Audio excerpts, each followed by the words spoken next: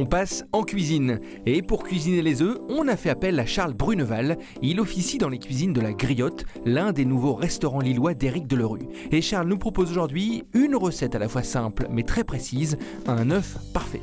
Vous allez tout comprendre de cette cuisson qui porte très bien son nom. Et si vous voulez vous en sortir à la maison, on va vous donner toutes les astuces et même les alternatives.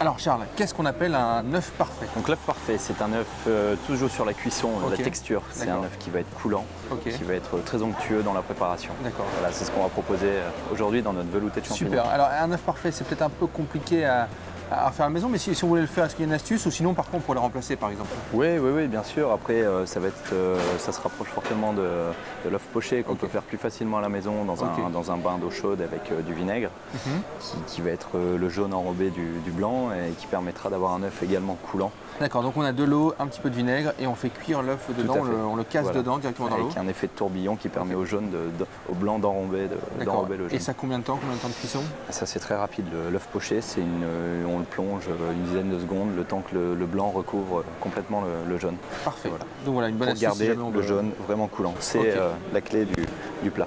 Ok, bon alors et là aujourd'hui, cet œuf parfait, comment on va l'accommoder? On a fait le produit de saison, on a travaillé un champignon, donc champignon de Paris, qui a été fait avec des échalotes, oignons sués. On y a mis nos champignons préalablement coupés. Nous crémons. Et voilà, on a notre velouté. Donc ça c'est un velouté de champignons assez simple. Assez classique, voilà, tout à fait. Important, choisir ses produits, utiliser des champignons qui se tiennent bien, d'une belle texture. Pour avoir un produit qui ne rejette pas trop d'eau et une belle texture. Toujours pour le goût. On a notre velouté ici, donc on a préparé. Donc en plus c'est une recette qu'on peut, alors, à part l'œuf, évidemment on peut tout préparer un petit peu en amont. Complètement, des choses très simples. Le tout est de bien choisir. Donc ça, on est déjà au dressage presque en fait. C'est déjà. Donc ici, on a réalisé notre velouté avant. Petite assiette creuse, quelque chose de très onctueux.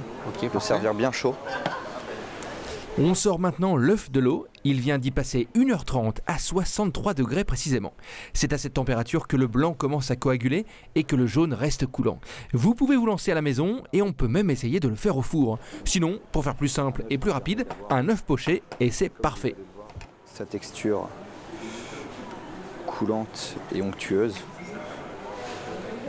Voilà. Tout ce joue là, il ne faut pas le percer. Voilà, alors là bien sûr, avec délicatesse. Et là, ça y est, l'œuf est posé. Voilà, tout à fait. Donc, toujours bien délicat pour casser l'œuf, bien évidemment. Et là, on voit que l'œuf, presque, voilà, ça pourrait se percer à tout moment. Il se tient bien, donc c'est là où il joue, justement dans la cuisson et dans le temps, pour avoir justement un blanc qui se tient bien. Et toujours ce jaune coulant qui apporte cette onctuosité au plat. Donc là, on va jouer un peu sur les textures. On a fait des croûtons de pain de mie qu'on a fait colorer dans un beurre clarifié. Bon, dans un beurre, c'est tout à fait réalisable. On va toujours bien assaisonner son œuf. Un petit peu de fleur de sel. Une fleur de sel et un tour de moulin à poivre, ce qui se marie très bien d'ailleurs avec le champignon. Et là, pour être en plein dans la saison, on a pris du cresson des fontaines. On a une super semaine avec pas mal de pluie qui a permis au cresson de bien se développer. Et on a pris également, pour être dans la semaine et dans la saison, du cèpe. Encore une fois, avec l'eau qu'on a eue, qui s'est très bien développée, et on y met quelques copeaux de cèpe. Voilà. Pour rappeler bien sûr le champignon. Et ici, qu'est-ce que c'est ça ici? Alors ici, on a fait une huile de cresson. Comment on fait une huile de cresson? Voilà, donc on prend notre cresson, on le blanchit. Donc c'est vraiment un passage très rapide dans l'eau bouillante. Bien refroidir. Et ensuite, on le mixe.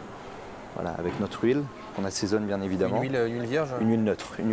Donc on ne prend pas d'huile d'olive qui aura un goût trop amer, mais vraiment une huile neutre. Voilà, et ça va réveiller un peu ce plat qui va très bien se marier avec l'œuf. Et là, c'est un plat qu'on vient...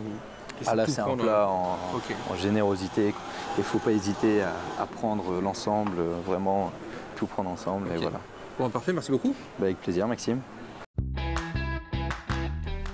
Cet œuf parfait porte parfaitement son nom. C'est onctueux, délicat et avec le velouté de champignons, l'accord est extra. Faites ça à la maison, vous ne le regretterez pas.